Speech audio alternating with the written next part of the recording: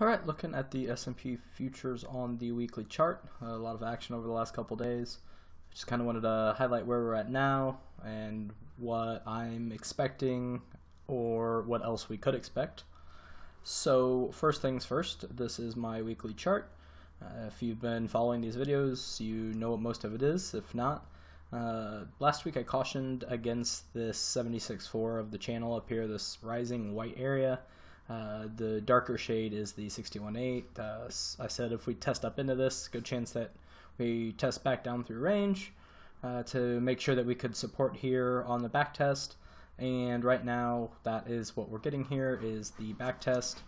If we go into the daily, we can see that a little bit more clearly with the drop today, and still supportive with the close over the top, and now price action in the overnight moving up higher as well at 51.5.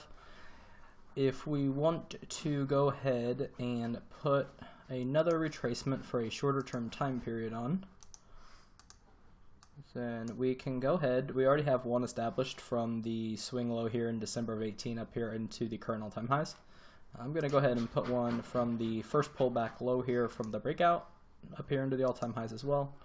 And then go ahead and we'll just get on the daily.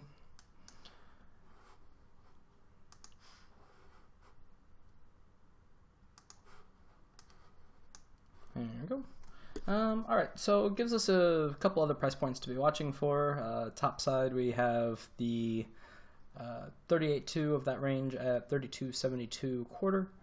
Right now the 50 of that range is supportive at 32.335. There's a lot of battle over that price earlier today. A lot of crossing, and finally it looks like overnight is trying to recapture it. Would like to see it set a higher high than this one here at 32.53 quarter to usher in a test up here into 72.25.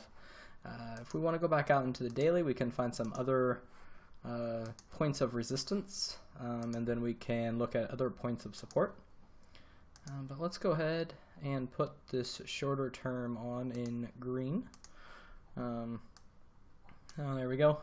Now we see that the 23.6 of that drop from all-time high into the swing low is here at 57. So that gives a pretty good confirmation of what we had just discussed here. I said 55, but let's say price over 57 can test into 72.25. And then let's go ahead and let's try to find some additional downside supports. Like I said, support here at the 50 of the range of the breakout. We could offer down into the 61.8 of this range at 31.9475. And so long as we held there, I would still be okay with this pattern. The issue with losing that price point is going to be we're going to lose a lot of the volume that is being supportive of price right now. We can see this node built out here at these 32.43. And though price did drop back below that node, it did, so far, it's recovering that area as well. So buyers are stepping in here in this general area to support the market. Like I said, the next downside target would be 31.9475, and if we do lose 31.9475, it will be a very quick and I assume nasty trip down into 31.40 to the 31.50 area. Where that secondary 23.6 is from the December lows. Yeah, so 31.41 down here at that 23.6, and then if we were to lose that price point, then we would test back down here into the back test of the breakout again, as well as the entry into the 50% retracement of the current channel.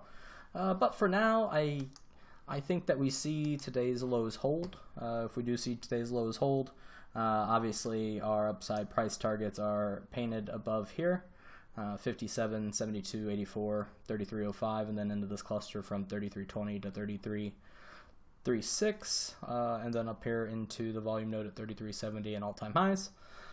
If this is a swing low and we haven't seen the all-time high, 161.8 of this range projects up at 35.11, which is just shy of the monthly inverse head and shoulders target as well. And then so let me just go ahead and throw this on the hourly if anybody wants these levels real quick. Let's actually go ahead and throw it on a 4 hour. so you can see some volume. There we go.